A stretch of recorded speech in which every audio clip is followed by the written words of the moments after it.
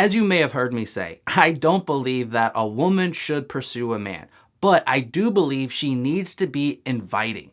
Inviting and pursuing are different because inviting is where you're sparking the flame rather than trying to endlessly fuel the flame.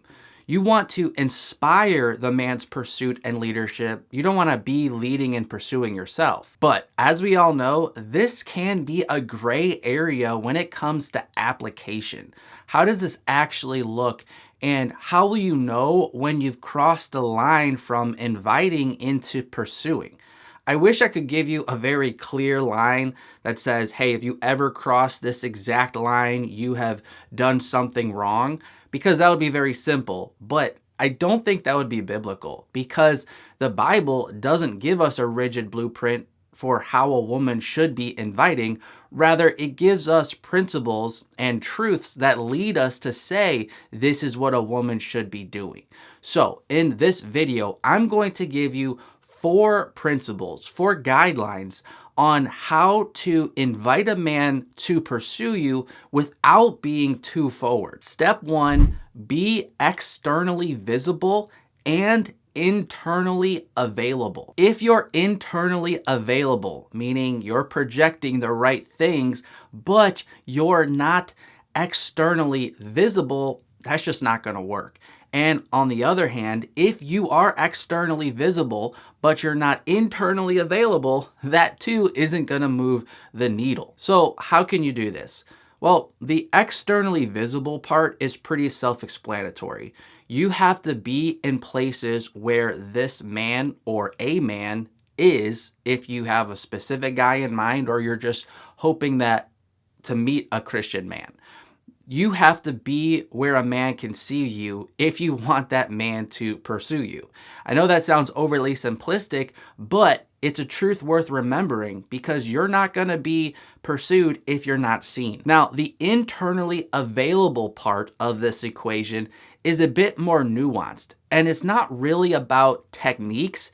It's more about an attitude. Jesus said, "For out of the abundance of the heart, his mouth speaks." In other words, what is inside of you will always be what comes out of you. So if you want to project an availability and openness to godly men, you have to do the internal work first, so you are projecting the right things. Step 2, make verbal bridges. I heard a story recently that's really relevant for this point. Now, this woman was sitting in a coffee shop and she saw an attractive man come in and she wanted that man to pursue her. Now, just as a quick side note, as a Christian woman, I don't think this is the best strategy to just see an attractive guy and just want him to pursue you, because you don't know if he has the right character to be in a relationship with you.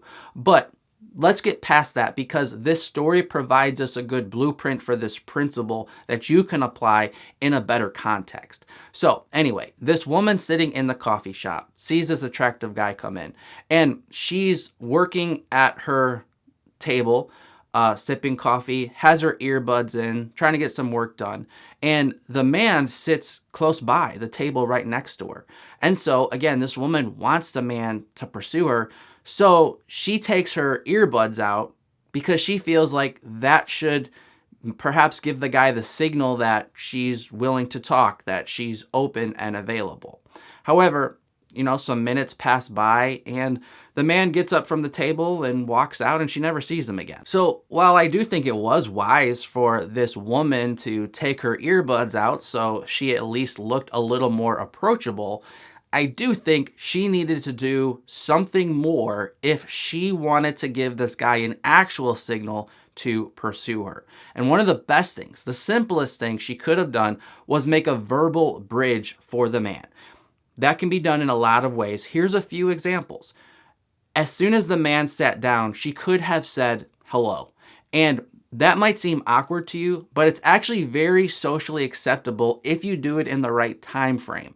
When someone sits down close to you, within the first few seconds, it's very acceptable, very normal to say, hello, how you doing? Now, if you sit there for a few minutes after the person's already been sitting there, then it's a little awkward to say hello at that point. You have to catch them right when they sit down.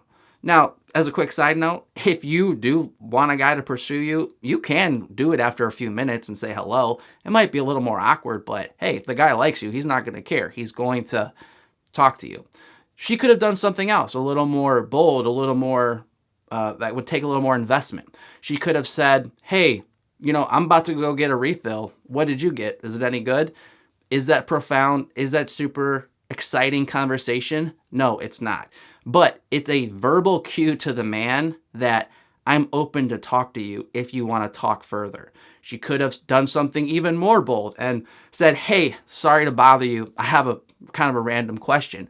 I'm shopping for my dad's birthday and I'm trying to pick out a sweater for him.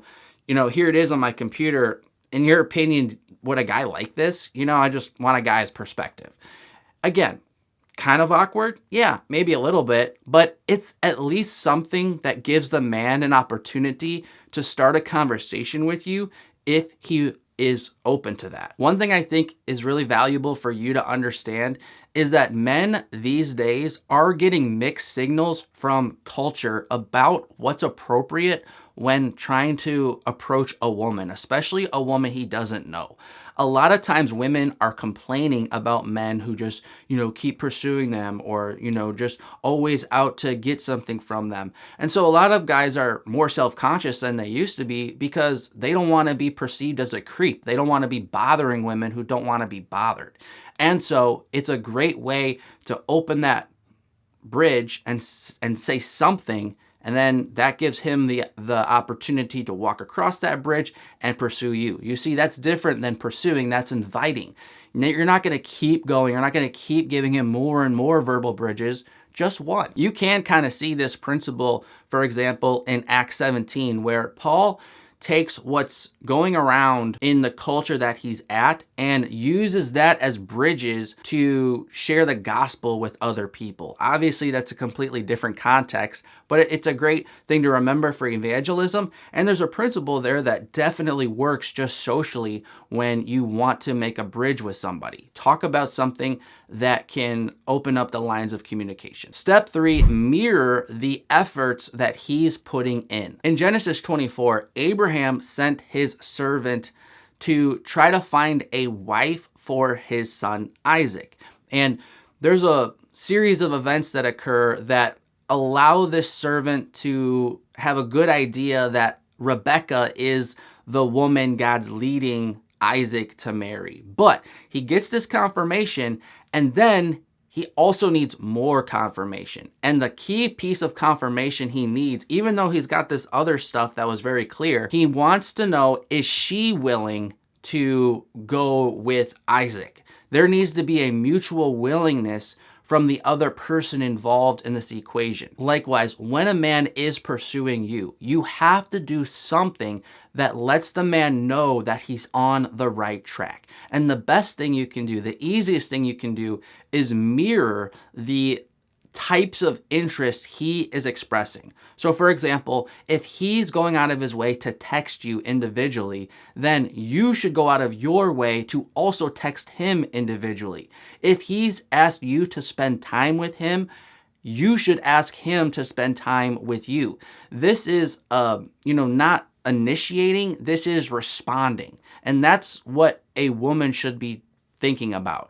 While the man should be doing most of the initiation, yeah, you need to do some initiation. He should be doing more, but you also need to make sure your response is very positive and clear that you like this. Because if you don't reward the effort he's putting in, because it is a risk for him to do something first and knowing that he could get rejected, he needs to be rewarded for that with clear confirmation that you like this. And step 4, include him in your group. Inviting a man one-on-one to spend time with you, if he hasn't first done that for you, is not a sin. I'm not saying it's always wrong to do that. If you have an idea, you have just the motivation to throw that olive branch out there to see if he might want to spend time with you doing some shared interest, go for it. It's not wrong. But I will say it can come off a little bit like pursuing, and it often can seem a little forward.